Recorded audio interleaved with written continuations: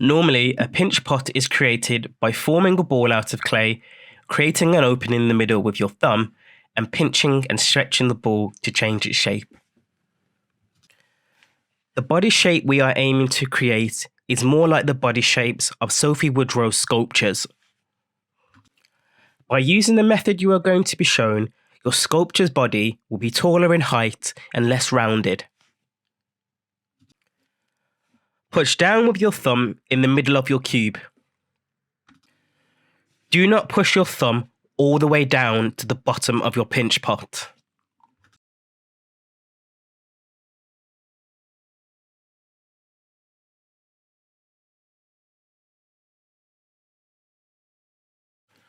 Pull the clay up with your index fingers.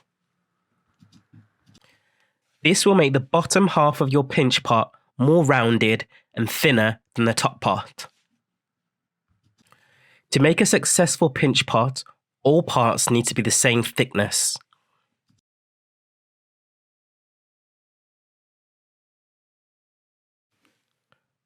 By adding a small amount of water to my fingers, I am able to reduce the amount of friction my hands are feeling as I am pulling up the clay.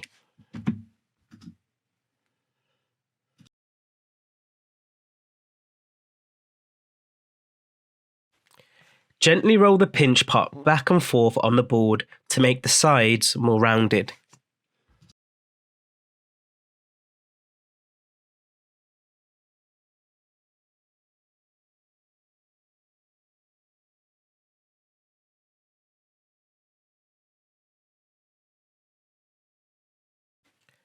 To flatten the top of your pinch pot, gently tap it on the wooden board. The top of both pinch pots will need to be flat so that they can be joined together later.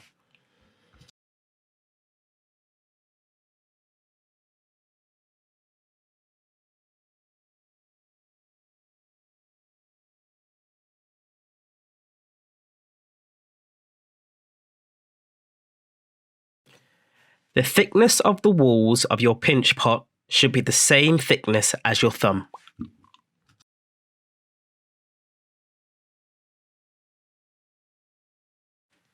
You will need to create a second pinch pot the same size as your first. This second pinch pot will be the top of your sculpture body.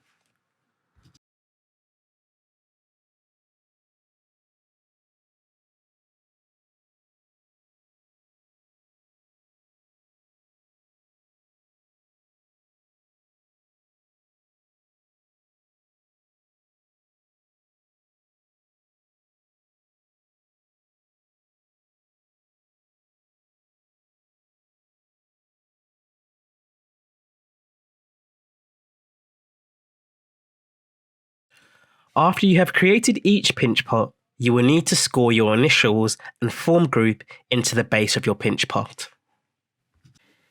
If you don't put your initials at the bottom of your pinch pot, it might get lost amongst other students' work. The next techniques we will need to learn are slipping, scoring, and marrying.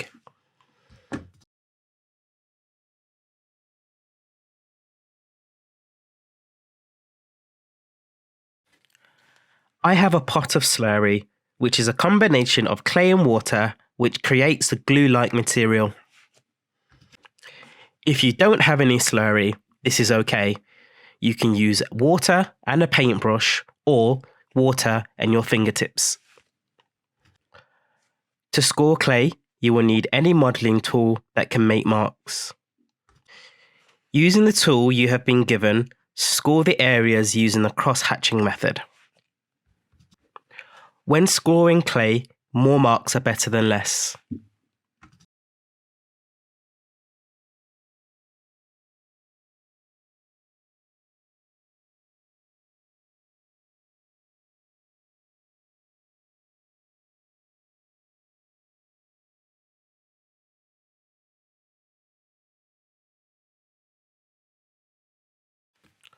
Once your shape has been scored, you need to slip it.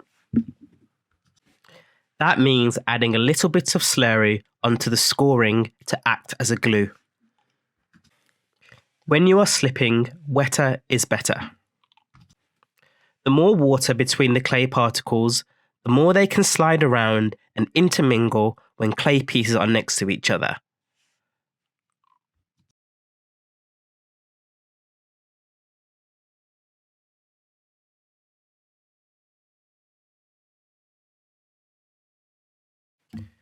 When you're ready, firmly press the clay pieces together.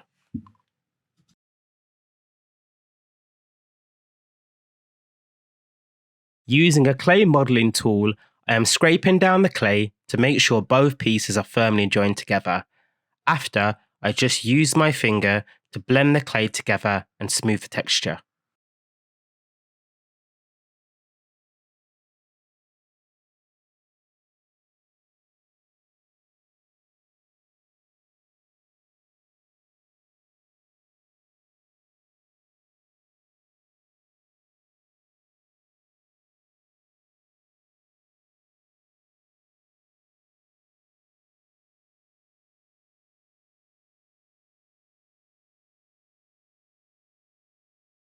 Using a straight-sided metal kidney, I was able to straighten the sides of my sculpture's body.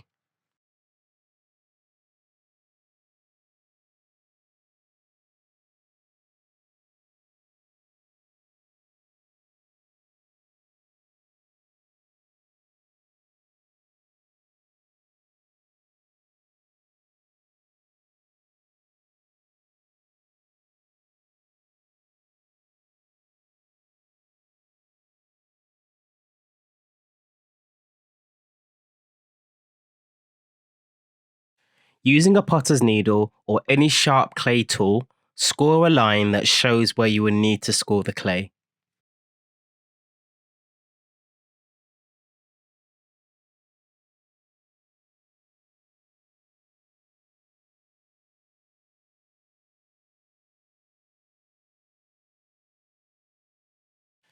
Using a paintbrush, apply slip over the scored areas.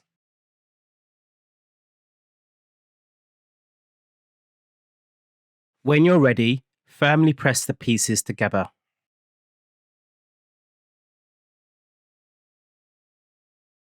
Using a clay modelling tool, I am scraping down the clay to make sure both pieces are firmly joined together. After, I just use my finger to blend the clay together and smooth the texture.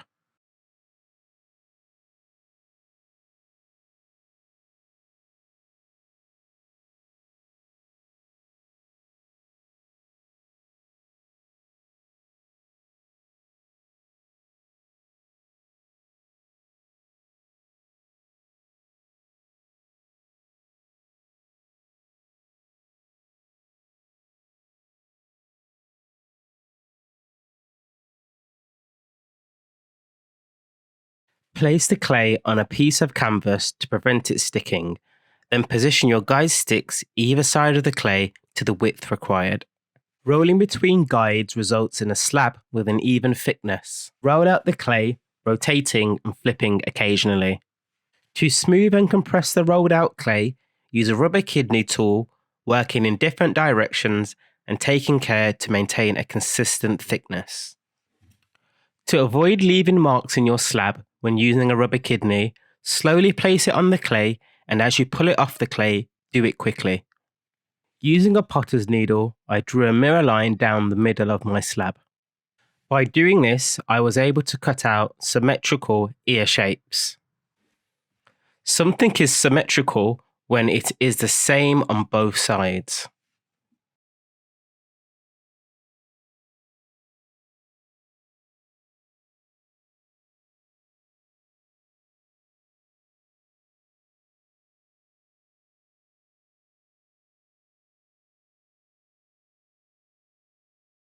Using the tool you have been given, score a line around the areas where you want to attach your body parts.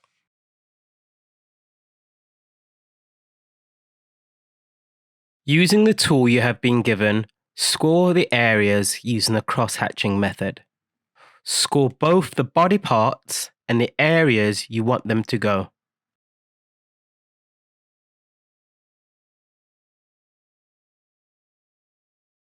Once your shape has been scored, you need to slip it.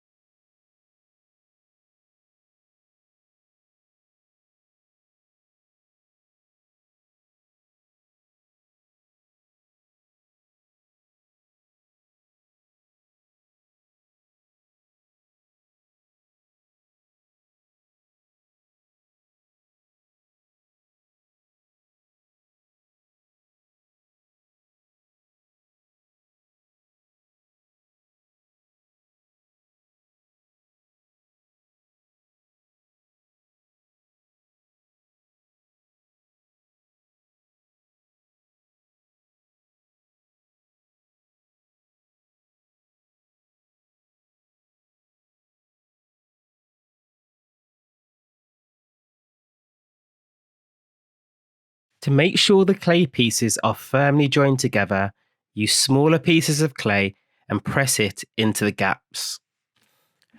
I used the rounded end of a wooden modelling tool to help with this.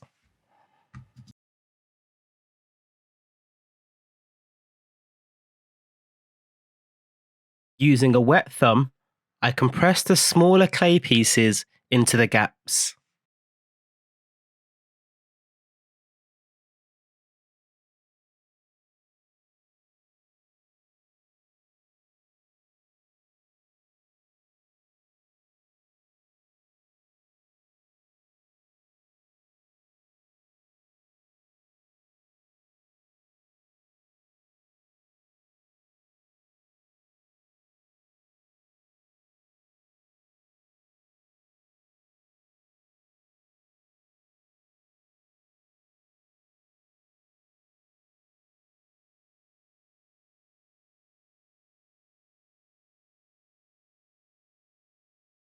Using a sharp clay tool, create two very simple eyes. Do not push the sharp tool so far it makes a hole in the back of the head.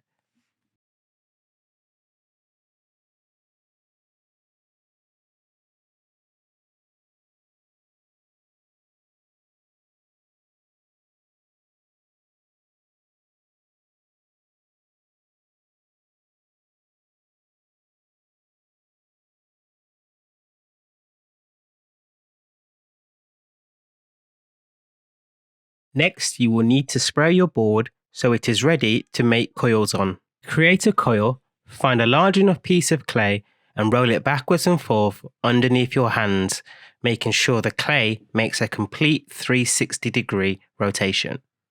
As you move your hands further apart from each other as you are rolling, the coil will become longer as you stretch the clay. Roll your coil from your fingertips to your wrist, keeping your fingers spread open. To fix a thin section, roll the coil and move your hands closer together to push the clay in.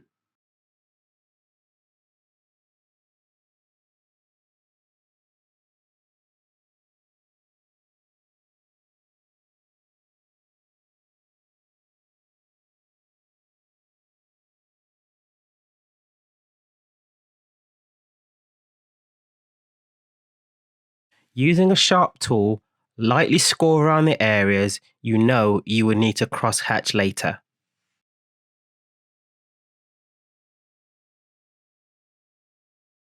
Once your shape has been scored, you need to slip it.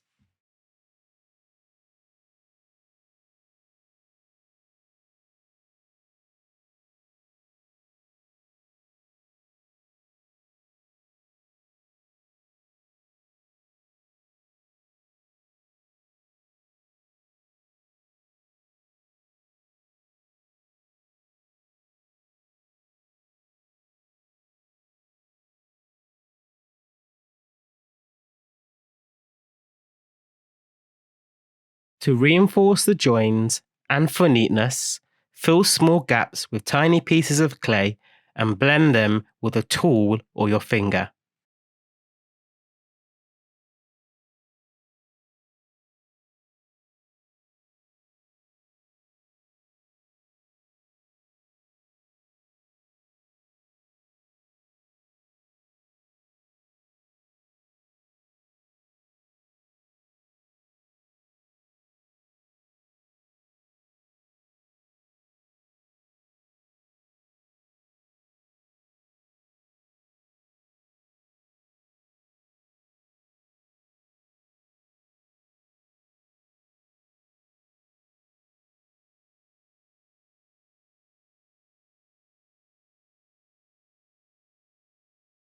Using the tool you have been given, score the areas using the cross-hatching method. Once your shape has been scored, you need to slip it.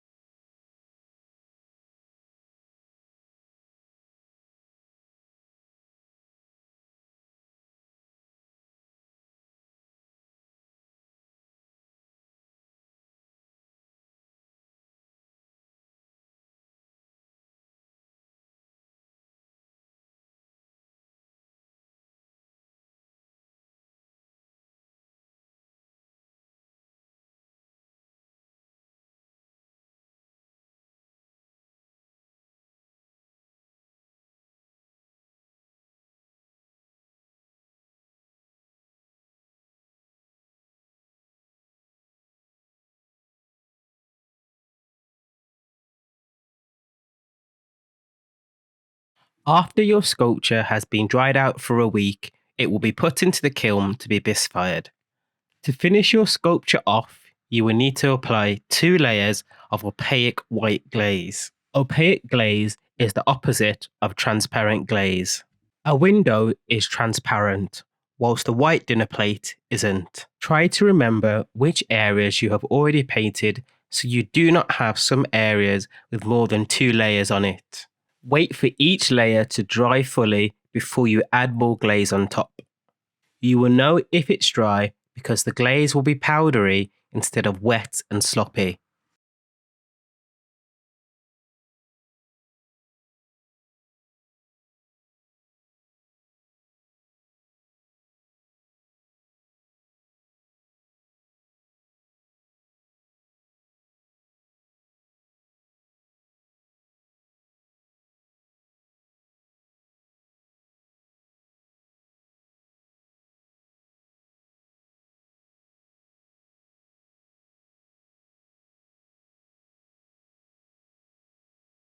Use a smaller brush to apply glaze to hard to reach and smaller areas.